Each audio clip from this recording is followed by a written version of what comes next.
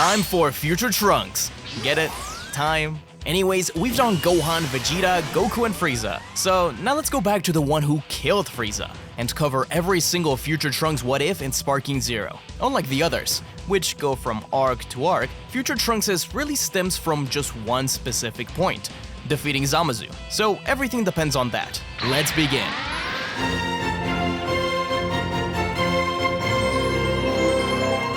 We start Future Trunks' first what-if story in the middle of the fight between Black and Trunks. The god accuses Trunks of being a sinner for having saved Goku in the past, and splitting the timeline, that the time machine fuels his mortal arrogance. I usually play these games in Japanese, but I gotta say, there's some fantastic performances here, especially by James Marsters. What a great pick for Zamasu. You helped to launch Project Zero Mortals.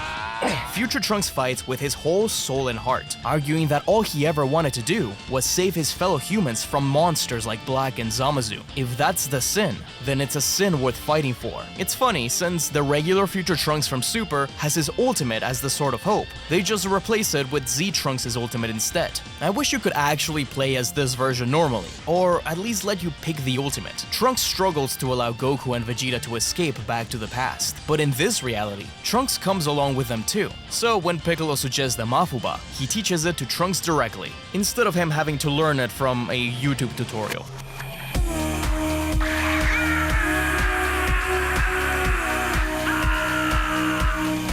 The plan is sure to work on an immortal being, and when they go back to the future, Trunks keeps his eyes peeled for an opening. Thankfully, Zamasu's immortality has made him reckless during fights, making it much easier for the future warrior. Zamasu keeps on taking damage, but recovering from every blow. Still, he may be immortal, but he's not invincible. Finding the right timing, Trunks fires the Mafuba at Zamasu. Finally, he can show the god what the true power of humanity is, locking away the monster in a Mafuba jar and ending it.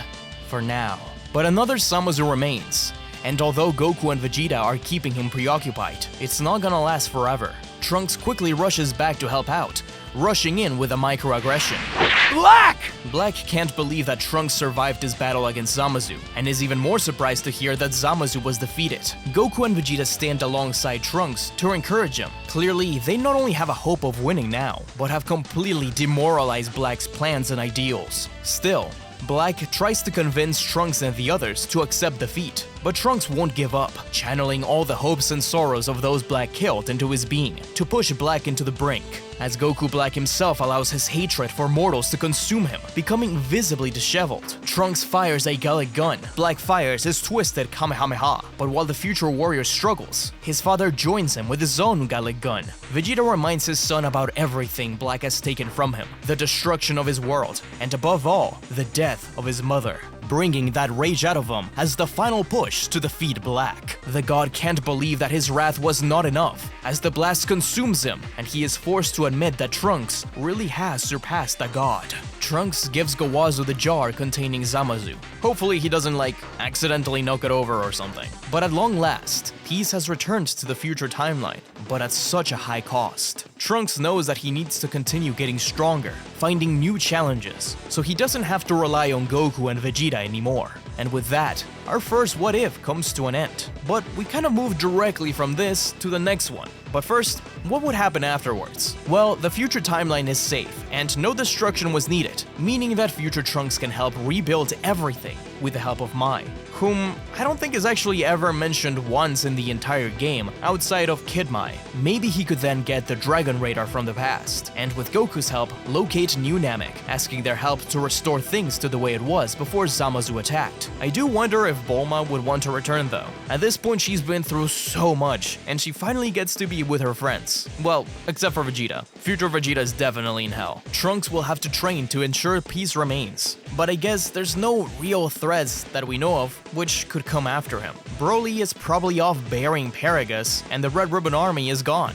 At max, maybe Tagoma and Sorbet come to Earth trying to find the Dragon Balls, only to be disappointed. This also means that we don't get a second Zeno in the present timeline, so the normal Zeno is probably gonna keep on annoying Goku.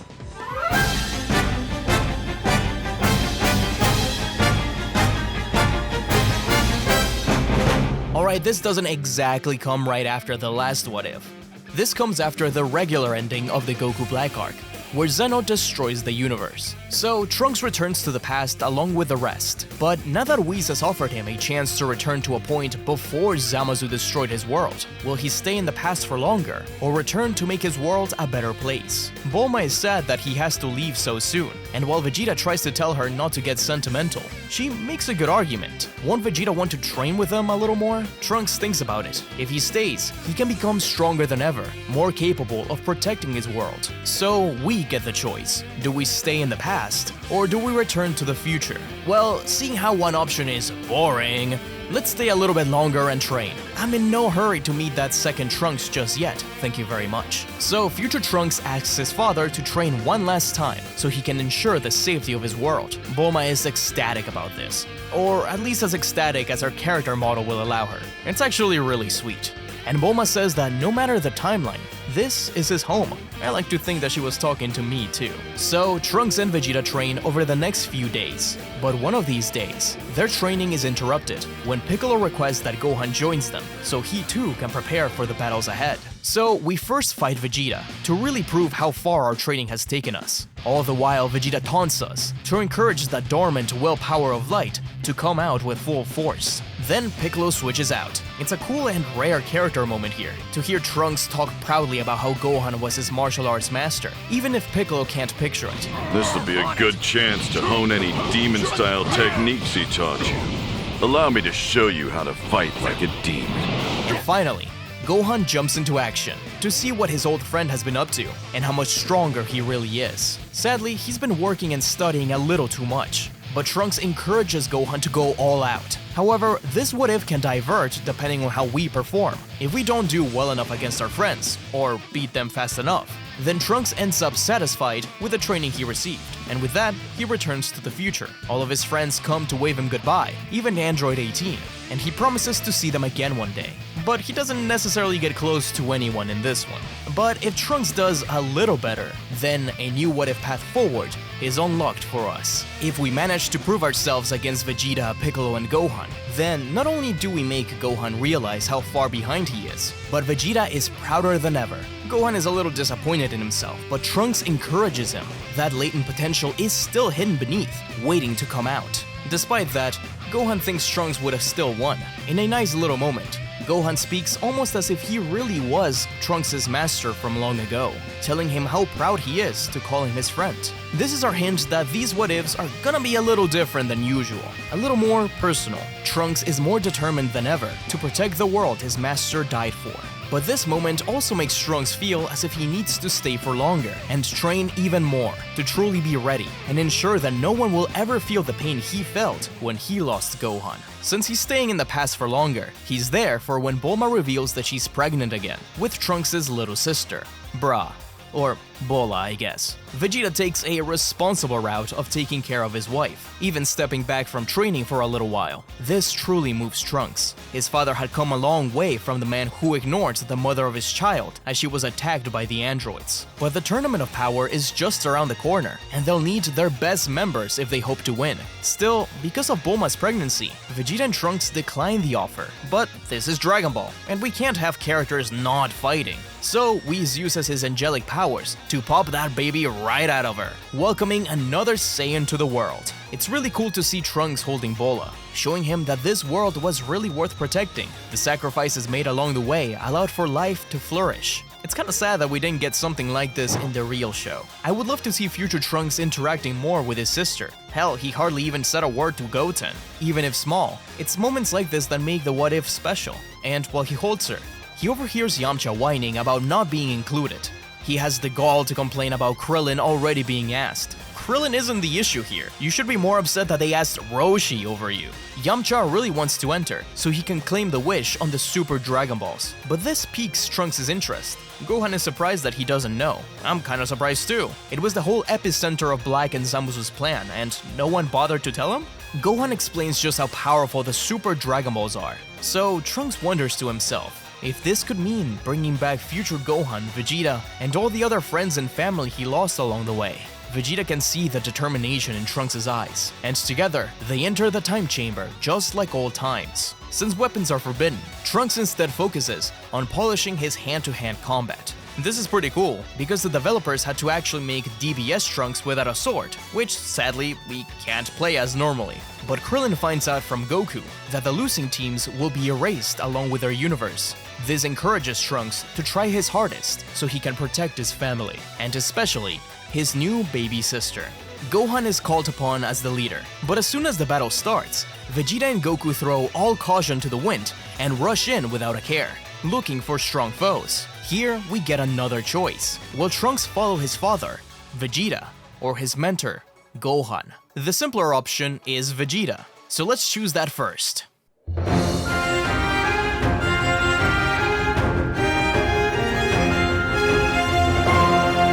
Trunks tells Gohan that he can't just leave his father on his own, and Gohan understands. Trunks rushes by his father's side as the Universe 6 Saiyans close in on him, but he's intercepted by Cabba. Just because he's his master's son, it doesn't mean he'll go easy on him. He needs to win for Universe 6, but in reality, everyone there is fighting for the same cause: survival of their universe. It's an intense battle, straight out of one of the what-ifs I would have done. It's kind of an obvious thing to do, but people always loved it. Having Trunks and Cabba fight is such a good and easy layup. Vegeta's son versus Vegeta's student.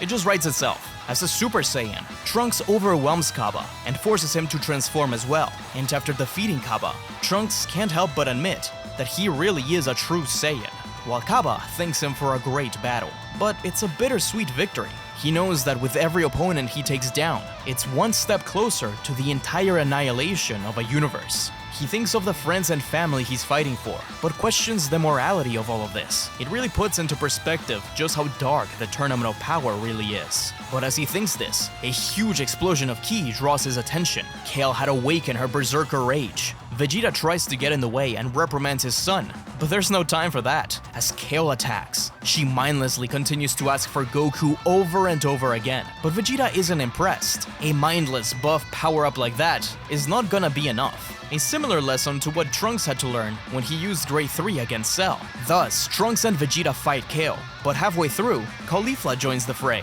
The two Saiyans battle the father and son duo, really impressing Vegeta. Even in Universe 6, Saiyans are still Saiyans, and Trunks can't believe how, despite everything that's at stake, the one thing Saiyans yearn for is battle above all.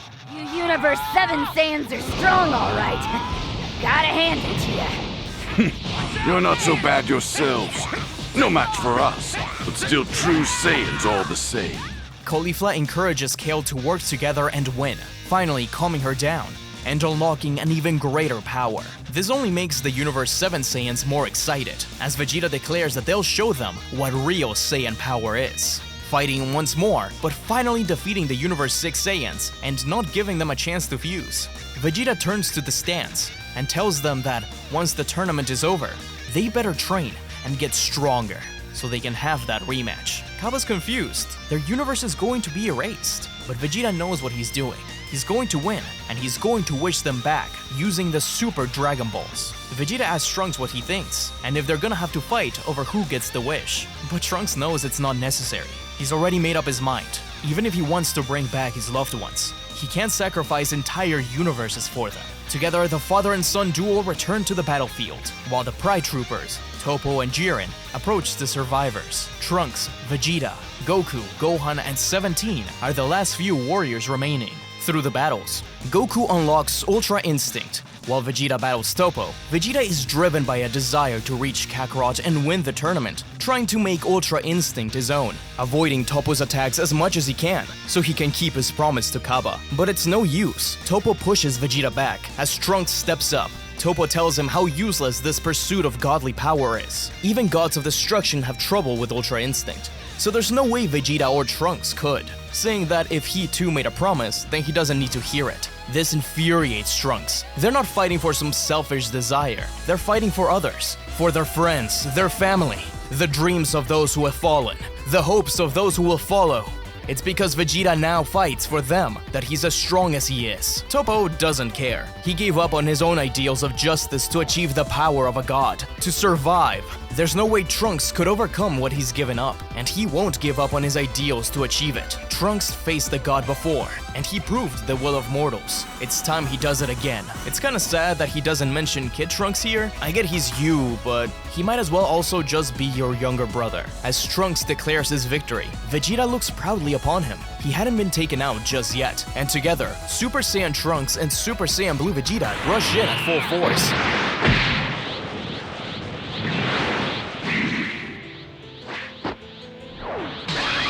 Vegeta fires a Gallic gun, which Topo Hakai's out of the way, only for Trunks to appear behind him and slam his face, grab his leg, and throw him up to the sky for a heat dome attack. It's over!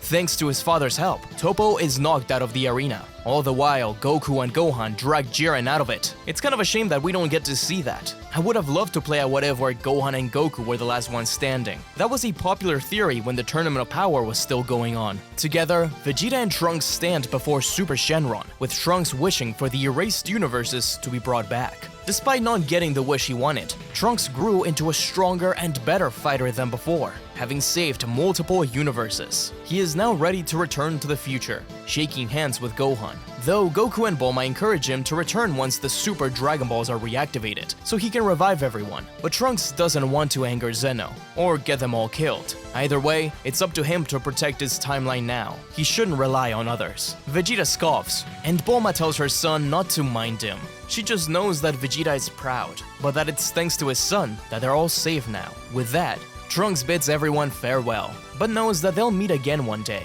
And just like in the Cell arc, Vegeta shoots Trunks a peace sign. For luck, not that he'll need it, as his universe is in good hands. Since he's going back to an earlier point in time, before Zamasu attacked, he's gonna have to deal with him again. But now he's seen the power of the Super Saiyan gods and Ultra Instinct, so maybe he's shooting for something more. I mean, at least in the manga continuity, he's already been trained by the Kais. Maybe he'll have an easier time reaching the realm of the gods. This story may be over, but there is another path Trunks could have taken.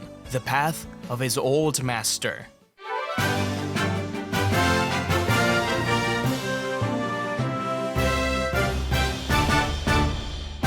Let's pick right back up from when Vegeta rushes out and Trunks has to choose. Only this time, Trunks decides to stick with the plan and his friends. The Z fighters stand side by side, covering each other from anything that comes their way. But just like before, while Goku and Caulifla fight, Kale explodes in rage upon realizing that she's after his father. Gohan and Trunks jump in the way, unlike the Vegeta option, where Caulifla steps in to help Kale, and they fight together. Our fight is instead interrupted by none other than Jiren the Grey, who fires a blast that sends her flying out of the arena. The attack is so great that multiple warriors are sent flying away, including Gohan and Trunks. Now they're separated, and Trunks is left alone to fight against Topo and Dispo. Their strong sense of justice and love for their universe makes Trunks question if his wish is selfish. But as the battle begins, an unexpected set of saviors appear. Androids 17 and 18 stand before the future warrior, once bitter enemies, now fighting side by side. While making this, I completely forgot this happened and was happily surprised. I was worried that they weren't going to lean into this obvious dynamic. Great stuff. 17 and 18 call him out for being paralyzed by his trauma, but they promise that they're not the same people he once feared and fought against, unless he wants them to leave and battle alone. But Trunks shakes himself off and continues the battle, grateful for their help. During the battle, Universe 10 is eliminated. The last of Universe 10's competitors have been eliminated. And as the rules have stated, Universe 10 will now be obliterated. Gone. This is no joke.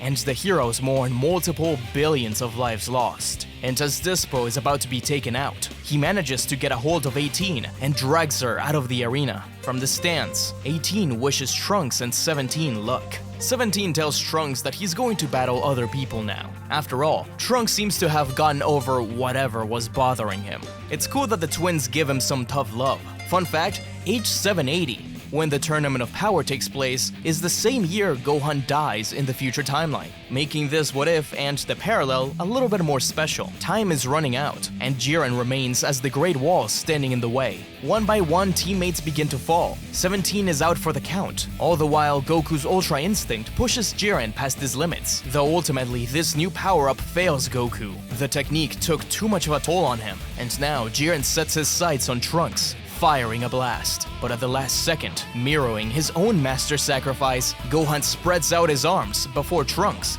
to shield him from the attack. Trunks falls to his knees. He was there to repay and to honor his master, not get saved by him again. He's distracted. He isn't performing as well as he should. Even in a different timeline, he finds himself relying on Gohan for everything. He realizes that his selfishness to save his world has been holding him back, but not anymore. This time, he will take destiny into his own hands, because his real enemy, the one standing in his way, is himself. This version of the story does feel like Trunks working through more personal issues, while the Vegeta one is more about uplifting him after a tragic battle. But just as Trunks stands up, Jiren is about to hit him out of the arena, but once again, Android 17 jumps in to help, barrier up, and ready for impact. He complains that he got woken up, because he hadn't actually been defeated. Their only chance at winning is working together and fighting him head-on. Android 17 pushes Trunks to lead and to be as reckless as he needs to be. Jiren thinks that it's ridiculous to believe that power driven by teamwork could ever stand up to his raw strength and justice. But 17 argues that power is power, nothing to do with justice. Trunks agrees. He's met countless of people who use their power for their own selfish gains. And if power is justice, then that's no justice worth fighting for. Jiren has an introspective moment here, where the heroes realize that he wants to use the Dragon Balls to go back to the way things were before. My desires are not selfish, because I have worked to attain the strength needed to take everything back I could ever want with my bare hands! That's the only reason he's ever wanted to obtain power. But just as things seem most hopeless, as he usually does, Goku appears out of nowhere. Everyone is surprised that he can even stand up after all he's been through. It's really interesting to use Jiren as a parallel to Trunks here, a man driven by his desire to return his life to how it once was, unable to move forward or even understand his own strength, because all he's ever wanted it for was for the sake of looking back, not forward. But now Trunks sees that he doesn't just need to surpass Jiren, but surpass himself, the man he was a minute ago.